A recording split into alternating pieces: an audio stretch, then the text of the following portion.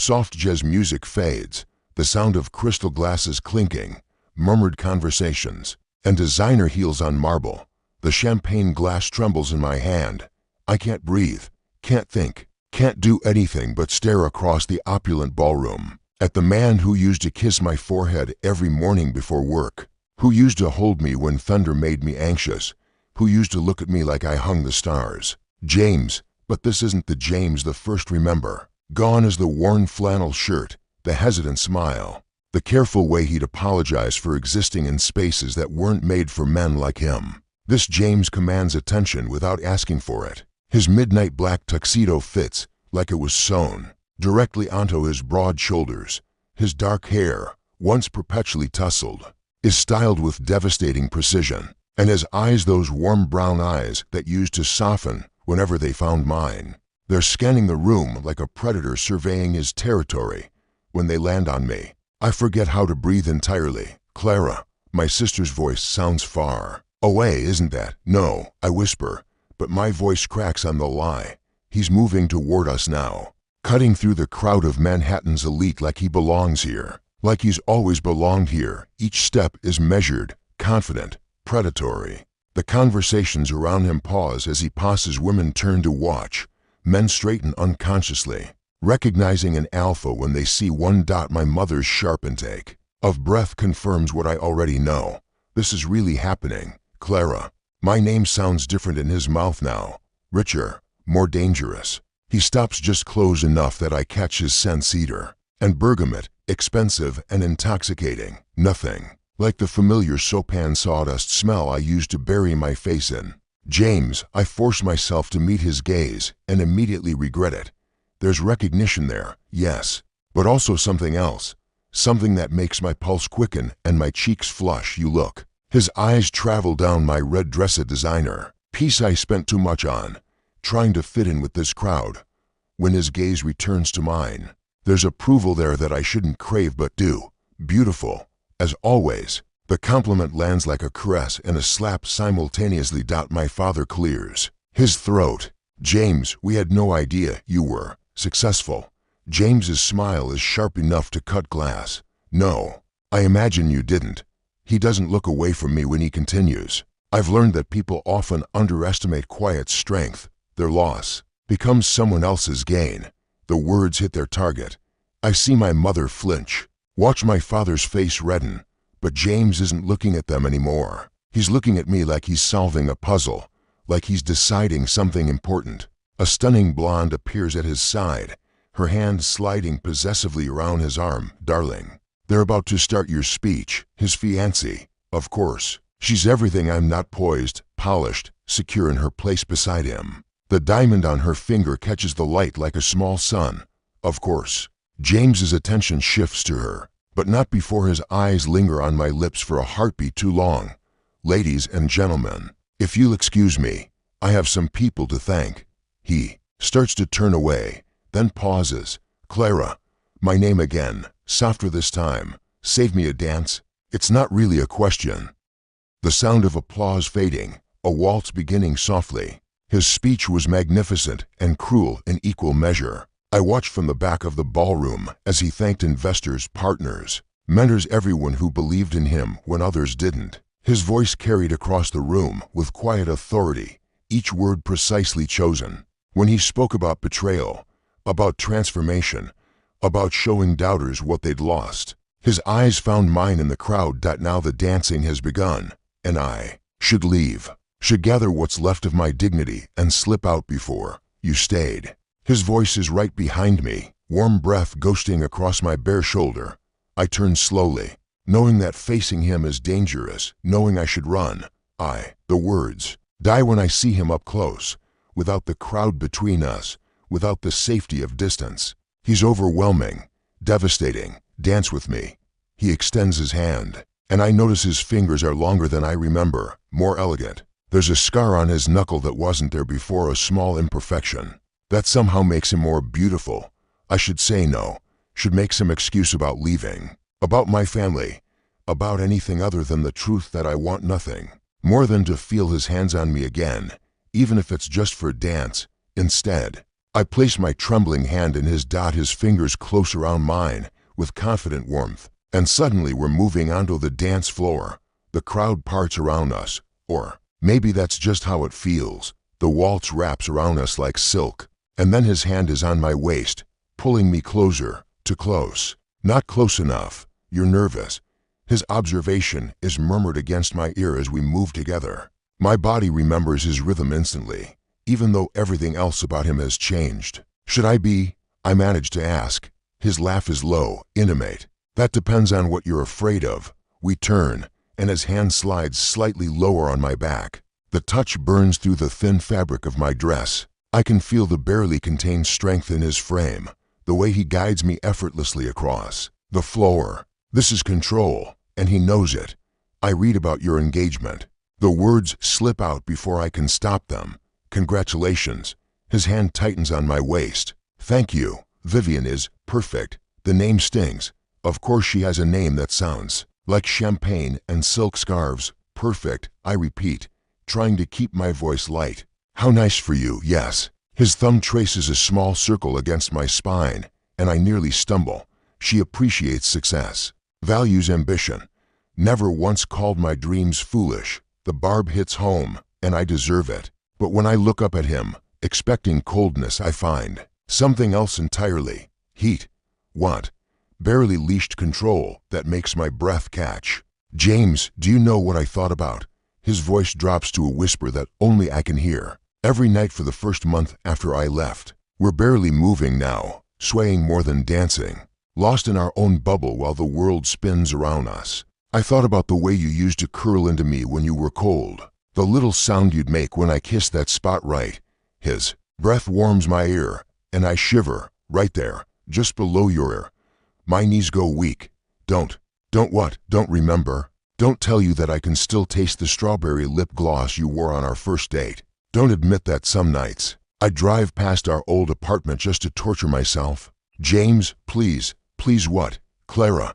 He pulls back to look at me, and the intensity in his eyes steals my breath. Please pretend I don't still affect you. Please ignore the way you're trembling. Please act like there isn't still something between us. The music swells around us, but all I can hear is my heartbeat thundering in my ears. You're engaged, I whisper. Yes, the word is barely audible. I am, but he doesn't step away, doesn't release me. Instead, his thumb finds my pulse point at my wrist, pressing gently, counting the rapid beats that betray everything I'm trying to hide. The song's ending, he murmurs, but neither of us moves to separate. Around us, couples are applauding, preparing for the next dance, but we stand frozen, caught in a moment that should end but doesn't. James, a crisp voice cuts through our bubble. Vivian approaches with a smile that doesn't reach her eyes. Darling, there are people I'd like you to meet. The spell breaks. Reality crashes back. James releases me slowly, his fingers trailing along my arm as he pulls away. The loss of his touch feels like ice water. Of course, he straightens, transforms, back into the polished CEO in front of my eyes. But when he looks at me one last time, his voice drops to a whisper meant only for me. This isn't over. Muffled party sounds through glass doors, the soft splash of a fountain, night air rustling through leaves. I escape to the hotel's rooftop garden 30 minutes later, my head spinning from champagne and James's proximity. The cool night air kisses my flushed skin as I move deeper into the shadows, away from the golden light spilling from the ballroom windows. I need space, need to think, need to forget the way his thumb traced circles on my spine and how his breath felt against my ear when he whispered those devastating confessions. Running away, I spin around, my heart leaping into my throat. James emerges from behind a marble pillar, his bow tie undone, hanging loose around his neck. He's shed his jacket somewhere, and his white shirt is unbuttoned at the collar, revealing the strong column of his throat. I needed air. My voice sounds breathless, even to me. So did I. He moves closer, and I notice he's carrying 2 glasses of champagne. Vivian is networking. She's very good at it. There's something in his tone, not quite bitterness, but close. He offers me a glass, and when our fingers brush during the exchange, electricity shoots up my arm. You should get back to her, I say, but I don't move away. Should I? He takes a sip of champagne, his eyes never leaving mine. Tell me, Clara, what should I do? The question hangs between us, loaded with meaning. We both know he's not asking about returning to the party. I don't know, I whisper honestly. He sets his glass on the stone balustrade and steps closer. Do you know what the hardest part was? After I left, I shake my head, not trusting my voice. It wasn't starting over. It wasn't the 18-hour days or the rejections or the nights I lived on coffee and determination. He's close enough now that I can see the flecks of gold in his brown eyes. It was believing I wasn't worth fighting for. The words hit me like a physical blow.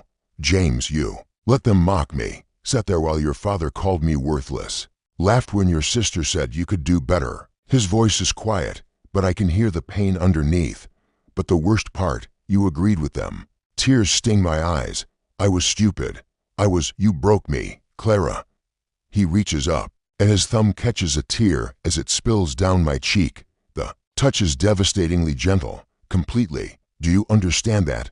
I'm sorry. The words are inadequate, but they're all I have. I'm so sorry, I know. His hand stays on my face, thumb stroking across my cheekbone. I can see it. But sorry doesn't undo the damage, does it? We're standing so close now that I can feel the heat radiating from his body. Can smell that intoxicating cedar scent that's purely him. My champagne glass trembles in my hand. You should hate me. I breathe. I tried. His confession is barely audible. God, Clara, I tried so hard to hate you. Do you know how much easier that would have made everything? But you don't. It's not a question. No. His other hand comes up to frame my face completely. I don't. The admission hangs between us, raw and honest and dangerous. I can see the war in his eyes, duty battling desire, logic fighting feeling. James. His name is a whisper, a prayer, a plea. Tell me to stop. His forehead drops to rest against mine. Tell me to go back inside to my fiancée and my perfect life and forget about this, about you. But I can't. The words won't come because they would be lies. And we've had enough lies between us. Instead, I rise up on my toes, closing the last inches between us. My lips brush against his tentative, testing, barely a kiss at all. The effect is electric. He goes completely still for a heartbeat, then groans low in his throat and kisses me back with years of pent-up longing. His mouth is gentle but insistent, reacquainting itself with mine like a favorite song remembered note by perfect note. I melt into him, my free hand fisting in his shirt, pulling him closer. He tastes like champagne and promises, like everything I threw away and everything I've missed. When we finally break apart, we're both breathing hard. He rests his forehead against mine again. His eyes close tight. Clara. My name sounds like a prayer and a curse. I know. I understand what he's not saying. This is impossible. He's engaged. He's built a life without me. This moment is stolen, borrowed, finite. I should go. But he doesn't move away.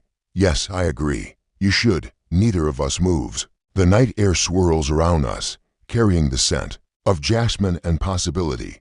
In the distance, I can hear the party continuing, laughter, music, the clink of glasses celebrating success and achievement. Clara, my sister's voice cuts through the night like a knife. There you are. Mom's been looking everywhere for you. James jerks back, running a hand through his hair. By the time Sarah appears around the corner, we're standing a respectable distance apart, but I know my lips are swollen, know my face is flushed. Oh. Sarah stops short when she sees James. I didn't realize you were talking. We were just finishing, James says smoothly, but his eyes find mine one last time. The intensity there makes my knees weak. He straightens his tie, picks up his jacket from where he'd draped it over a chair I hadn't noticed, and nods politely. Ladies, enjoy the rest of your evening. He's almost to the door when he turns back. Clara. His voice is carefully neutral, but I can hear the undercurrent. I'm staying at the plaza. Room 2847. If you want to finish our conversation. Then he's gone, leaving me standing in the garden with my sister's shocked expression and the taste of his kiss still on my lips. Soft footsteps on plush carpet, a door opening, the quiet hum of city lights through floor-to-ceiling windows. I stand outside his hotel room door for 10 minutes before I find the courage to knock. It's past midnight. The gala ended an hour ago, and I told my family I had a headache, that I needed to go home early. They were too drunk on champagne and gossip about James's transformation to question me closely. But I didn't go home. I walked the city blocks until my feet ached, until the cool air cleared my head enough to admit the truth. I need to see him. Need to finish what we started in the garden. My knuckles rap against the door before I can change my mind. It opens immediately, as if he'd been waiting, as if he knew I'd come. James is changed out of his tuxedo into dark jeans and a white button-down, sleeves rolled up to reveal strong forearms. His feet are bare. His hair mussed like he's been running his fingers through it. He looks younger, like this, more like the man I married. But the confidence is still there, settled into his bones now, unshakable. Clara. He steps aside without question, and I walk into his suite on unsteady legs. Its breathtaking floor-to-ceiling windows offering a panoramic view of Manhattan. Modern furniture in cream and gold. Abstract art that probably costs more than I make in a year. This is his world now. This is what success looks like. Drink. He moves to a well-stocked bar in the corner. Please, I need something to do with my hands. Something to calm the butterflies rioting in my stomach. He pours 2 glasses of wine, something red and expensive. I'm sure Anne crosses to where I'm standing by the windows. When he hands me the glass, our fingers brush again, and that familiar electricity shoots through me. You came. His voice is quiet, wondering. I couldn't stay away. The admission slips out before I can stop it. I tried to go home, but here you are. Here I am. We sip our wine in charged silence, the city sparkling below us like scattered diamonds. I can feel his eyes on me, studying my profile, waiting for something. This is beautiful, I say, gesturing toward the view. Yes, but when I glance at him, he's not looking at the city. He's looking at me. It is. Heat floods my cheeks. James, do you know what I thought about when I signed the lease on this place? He moves closer, close enough that I can feel his warmth. I thought about bringing you here, showing you what I'd built, what I'd become. You did. Tonight. No. His hand comes up to touch my face, fingers tracing the line of my jaw. Not like that. Not with an audience. Not with her there. His thumb brushes across my lower lip. Like this. Just us. The way it should have been. My breath catches. Should have been. If you'd believed in me. If you'd fought for us instead of against me. His voice is soft, but weighted with old hurt. If you'd loved me the way I loved you. The words hit like arrows, each one finding its mark. I did love you. Did you? He sets his wine aside and frames my face with both hands. Because love doesn't mock. Love doesn't belittle. Love doesn't sit silent while the person you claim to cherish gets torn apart. Tears spill down my cheeks. I know I failed you. Failed us. I was weak and scared of what? Of them. Of not being enough for their approval. Of choosing love over status. I'm crying openly now, years of regret pouring out. I was terrified they were right. That you weren't successful enough, ambitious enough, enough. But they were wrong. I was wrong. He thumbs away my tears with infinite gentleness. Clara, you were always enough. The words come from the deepest part of me. The part that never stopped loving him.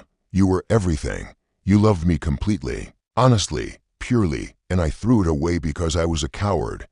Yes, he says simply, you did. The honesty should sting, but instead it's a relief. No more pretending, no more carefully chosen words, just truth, raw and unvarnished. I can't undo it, I whisper. I can't take back what I said, what I didn't say. I can't give you back the year I stole from us. No, his forehead touches mine. You can't. But I can tell you that I never stopped loving you. That every man I dated was measured against you and found lacking. That I kept your coffee mug in my cabinet and your picture in my nightstand drawer. Because letting go of them felt like letting go of the only real love I've ever known. His breath hitches. Clara, I love you. I breathe against his lips. I love who you were, who you are, who you're becoming. I love your quiet strength and your gentle hands and the way you see the world. I love you. And I'm sorry it took losing you for me to become brave enough to say it. For a moment, we just breathe each other in. Then his control snaps. He kisses me like he's drowning and I'm air, desperate and consuming and achingly tender all at once. I melt into him, my hands fisting in his shirt, pulling him closer, deeper, never close enough. We stumble backward until my shoulders hit the cool glass of the window. He braces his hands on either side of my head, caging me in, his mouth never leaving mine. I can taste wine and want and years of suppressed longing. I tried to forget you. He gasps against my throat, pressing open-mouthed kisses to my pulse. Tried to convince myself that what we had wasn't real. It was real. My head falls back as he finds that sensitive spot below my ear. It was the most real thing I've ever had. His hands roam my body like he's relearning it, like he's afraid I might disappear. When his lips find mine again, the kiss is different, slower, deeper, full of promises and possibilities. I'm engaged. He whispers against my mouth, but his hands tighten on my waist. I know. I shouldn't be here. Shouldn't want this. Shouldn't. I silence him with a kiss, pouring everything I feel into the connection between us. When we break apart, we're both breathing hard. Tell me to leave, I challenge. Tell me this is wrong, that we're wrong, that what we have isn't worth fighting for. He stares at me for a long moment, conflict warring in his beautiful eyes. Then, his resolve crumbles. I can't. The admission is torn from somewhere deep in his chest. God help me, Clara, I can't. Dawn light filtering through sheer curtains, the distant sound of the city waking up, to heartbeats gradually slowing. I wake up wrapped in Egyptian cotton sheets, and the scent of him. Sunlight streams through the floor-to-ceiling windows, painting everything in shades of gold and possibility. James's arm is draped across my waist, his breath warm against my shoulder blade. For a moment, one perfect, stolen moment, I let myself pretend this is real, that this is our life, our bed, our future stretching out like the city beyond the windows. Then reality crashes in. He's engaged to someone else, someone who fits in his new world, who never broke his heart, who deserves better than this betrayal. I try to slip out of bed without waking him, but his arm tightens around me. Don't. His voice is rough with sleep and something deeper. Not yet. I turn in his arms, and the sight of him takes my breath away. His dark hair is tousled, his jaw shadowed with stubble, his brown eyes soft with lingering intimacy. This is how I used to wake up every morning, wrapped in his warmth, secure in his love. We need to talk, I whisper. I know. He traces patterns on my bare shoulder, his touch gentle and possessive. But let me have this for a few more minutes. Let me pretend we never lost each other. My heart clenches. James, I dreamed about this. His confession is quiet, vulnerable. Every night for months after I left, I'd wake up reaching for you, forgetting for just a second that you weren't there anymore. Tears prick my eyes. I'm sorry. I'm so shh. He pulls me closer until I'm tucked against his chest, can feel his heartbeat under my cheek. No more apologies. We both made choices that brought us here. We lie in silence as the city comes alive around us. I can hear traffic building, horns honking, the distant sound of construction. Life moving forward while we exist in this bubble outside of time. What happens now? I finally ask. His hand stills on my back. I don't know. You're marrying her in 3 months. I've done the math, looked up the engagement announcements online. Vivian Hartwell, society princess, perfect CEO wife. Yes. Do you love her? The question hangs between us like a blade. I feel him tense, feel him choosing his words carefully. I care for her, respect her. She's intelligent, accomplished, beautiful. That's not what I asked. Another long pause. No, not the way I love you. The admission should make me happy, but instead it breaks my heart, because love without choice is just another kind of prison. Then why? I pull back to look at him. Why marry her? He sits up, running both hands through his hair. The morning light reveals the changes in his body, broader shoulders, more defined muscles, the confidence that comes with success carved into his very posture. Because she's safe. His honesty is brutal. Because she'll never betray me the way you did. Because what we have is built on mutual respect and shared goals, not the kind of devastating love that can destroy everything I've worked for. Each word is a knife to my chest, but I understand. I taught him that love wasn't safe, that the people who claim to love you can turn into your worst enemies when it matters most. I understand. Do you? He turns to face me fully. Do you understand that I can't risk this again? That building this empire nearly killed me. And I won't let anyone, not even you, threaten what I've created. You think I'd hurt you again. I think you're capable of it. We both are. He reaches for my hand, tangles our fingers together. Last night it was everything I've missed, everything I've wanted. But wanting something and being able to keep it are two different things. So this is it, one night, and then we go back to being strangers. What else can we do, Clara? I have a wedding to plan, a reputation to maintain, a company to run. His thumb traces circles on my palm. And you have a life to build without me. I don't want a life without you. The words spill out before I can stop them. I know I have no right to ask. No, I destroyed what we had. But what you? Want me to break my engagement? Humiliate a woman who's done nothing wrong? Risk everything I've built for a chance at something we already proved doesn't work? His words are harsh but fair. What right do I have to ask him to upend his life for me? What guarantee can I give that I won't break his heart again? None. I meet his gaze steadily. I can't promise you anything except that I love you, that I'll always love you, that if you give us another chance, I'll spend every day proving that you matter more than anyone else's opinion. Clara, but I won't ask you to choose me. I cut him off before he can say something we'll both regret. You deserve better than that, better than someone who had to lose you to appreciate you. I slip out of bed, gathering my dress from where it was discarded on the floor. He watches me in silence, conflict written across his beautiful features. Where are you going? Home. I smooth my hair, try to reassemble some dignity. You have a life to get back to.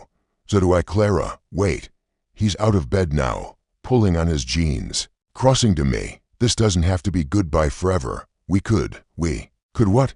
I turn to face him. Have an affair, sneak around like criminals, pretend we don't want something we can never have. His silence is answer enough. I love you too much for that. I tell him softly. You deserve honesty, loyalty, someone who chooses you completely. And Vivian deserves a husband whose heart isn't divided. I move toward the door, but his voice stops me. What if I chose you? The words freeze me in place. I turn slowly, hardly daring to hope. What if I broke the engagement? Told Vivian the truth, risked the scandal, the professional complications, the uncertainty. He's moving toward me now, his eyes intense. What if I chose love over safety? Would you be brave enough to choose it too? My heart pounds so hard I can barely hear my own voice. Are you asking me to? I'm asking if you would. If I put everything on the line, my reputation, my carefully constructed life, my relationship with Vivian and her family, would you do the same? Would you stand up to your family this time? Fight for us instead of against us? The weight of the question settles over me. This is my chance, maybe my only chance, to prove I've changed, to show him that love is worth the risk. Yes, the word comes without hesitation. Yes, I would choose you. I would choose us. I would choose love. Even if the whole world said we were wrong. For a moment, we just stare at each other across the space between us. Then he's crossing to me, pulling me into his arms, kissing me like he's sealing a promise. Then we'll figure it out. He murmurs against my lips. Together, the way we should have from the beginning. Together, I agree, and for the first time in over a year, the future looks like something worth fighting for. Outside the windows, the city stretches endlessly, full of possibility and second chances. We have a long road ahead, difficult conversations, painful choices, the hard work of rebuilding trust. But we have each other, and this time, I won't let anyone convince me that isn't enough. This time, love wins. Soft music swells. The sound of the city continues, but it feels different now, hopeful, alive with possibility.